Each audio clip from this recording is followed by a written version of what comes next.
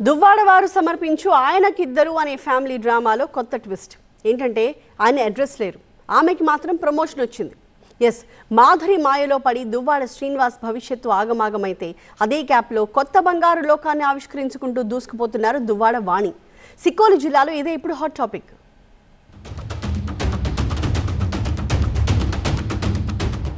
అతడు ఆమె మధ్యలో ఈమె, ప్రపంచమంతా చూసిన దువ్వాడ కథ.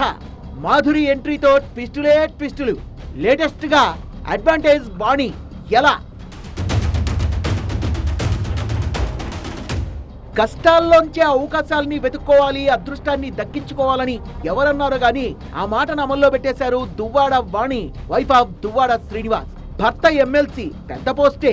భార్య జెడ్పీటీసీ, చిన్న పోస్టు. అయినా సరే థింక్ బిగ్ అంటూ పెద్ద పెద్ద కలల్ని కంటూ దూసుకుపోతున్నారామె. ఒకే పార్టీలో ఉన్న రాజకీయంగా ఇద్దరి దారులు వేరవడం, స్థానికంగా పరిణామాలు మారడం, పార్టీ నుంచి సపోర్ట్ పెరగడం అన్నీ కలిసి దువ్వాడ వాణికి మంచి శకునాలుగా మారాయి. కొన్నాళ్లుగా మీడియాకు దూరంగా పిల్లలు, కుటుంబ వ్యవహారాలతో సైలెంట్ గా ఉండిపోయారు దువ్వాడ వాణి. అదే సమయంలో దువ్వాడ శ్రీనివాస్, మాధురి చట్టాపట్టాలేసుకుని గుళ్ళు, గోపురాలు, విహారయాత్రలంటూ పైలా పచ్చీస్గా తెగ తిరిగేస్తున్నారు. టెక్కలి వైసీపీ జెడ్పీటీసీగా యాక్టివ్ అయ్యారు దువ్వాడ వాణి. టెక్కలి నియోజకవర్గ వైసీపీ ఇన్ఛార్జ్ పేరాడ తిలక్, పార్టీ స్థానిక సంస్థల ప్రజాప్రతినిధులతో కలిసి ఇటీవల శ్రీకాకుళంలో కలెక్టర్ గ్రీవెన్స్ లో పాల్గొన్నారు. అక్కడ సెంటర్ ఆఫ్ అట్రాక్షన్ ఎవరంటే ఇంకెవరు, దువ్వాడ వాణి.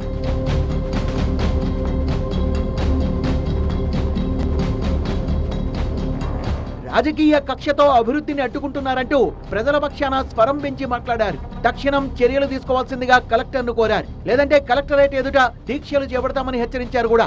దువ్వాడ వాణి పొలిటికల్ గా యాక్టివ్ కావడం స్థానికంగా చర్చనీయాంశమైంది. దువ్వాడ శ్రీను సైడ్ లైన్ లోకి వెళ్లిపోతుంటే దువ్వాడ వాణి మెయిన్ లైన్ లోకి రావడంపై పార్టీ లోపల బయట గుసగుసలు వినిపించాయి.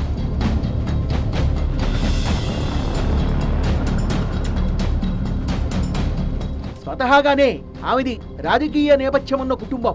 తండ్రి రాఘవరావుకు ఎర్రన్నాయుడిపై 2 సార్లు, అచ్చెన్నాయుడిపై 1 సారి అసెంబ్లీకి పోటీ చేసిన చరిత్ర ఉంది. ఆ తర్వాత 2004లో అచ్చెన్నాయుడిపై పోటీ చేసి ఓడిపోయారు దువ్వాడ వాణి. ప్రస్తుతం టెక్కలి వైసీపీ జెడ్పీటీసీగా కొనసాగుతున్నారు. భర్త దువ్వాడ శ్రీనివాస్ తో డిఫరెన్సెస్ వచ్చినా తనకు తండ్రి నుంచి వచ్చిన పొలిటికల్ టచ్ ను వదులుకోదలుచుకోలేదామె. సన్నిహితులకు, క్యాడర్ కి దగ్గరయ్యే ప్రయత్నం చేస్తున్నారు. మంచి చెడులకు పిలిస్తే ఇంటికి వెళ్లి మరీ కార్యకర్తల్ని పలకరిస్తున్నారు. ఎన్నికలకు ముందు అధినేత జగన్ ని కలిసి తన భర్తపై ఫిర్యాదు చేసి నియోజకవర్గ ఇన్ఛార్జి బాధ్యతను టేక్ ఓవర్ చేసిన చరిత్ర ఉంది దువ్వాడ వాణికి. ఆ విధంగా అధిష్టానానికి దగ్గరయ్యారు కూడా. ఆ తర్వాత జనసేనలోకి వెళ్తారని టాక్ వచ్చినా ఖండించారు. వైసీపీలోనే కొనసాగుతానని క్లారిటీ ఇచ్చారు. మాధురి వ్యవహారంతో దువ్వాడ శ్రీను పరపతి తగ్గి స్థానికంగా ఆయన్ను సరిగ్గా పట్టించుకోవడం మానేసింది పార్టీ. పైగా కుటుంబ వివాదం కారణంగా రోడ్డున పడ్డంతో దువ్వాడ శ్రీను నుంచి ఇన్ఛార్జ్ బాధ్యతల్ని తీసి పేరాడ తిలక్ అప్పగించింది అధిష్టానం. దువ్వాడ శ్రీను వ్యతిరేక వర్గమైన పేరాడ తిలక్ తో కలిసి పార్టీ కార్యక్రమాల్లో పాల్గొంటున్నారు దువ్వాడ వాణి. తాజాగా కలెక్టర్ గ్రీవెన్స్ ప్రోగ్రామ్ లో క్రియాశీలకంగా కనిపించడంతో దువ్వాడ వాణి మళ్లీ లైమ్ లైట్ లోకి వచ్చేసినట్టే. సో దువ్వాడ శ్రీను పేరుకి ఎమ్మెల్సీ అయినా లోకల్ గా జీరో అవుతున్నారు. జెడ్పీటీసీ పోస్టుతోనే హైకమాండ్ గుడ్ లుక్స్ లో మెరుస్తున్నారు దువ్వాడ వాణి. ఇది టెక్కలి చౌరస్తాలో వినిపిస్తోన్న శ్రీను వాణి తాజా కథానిక.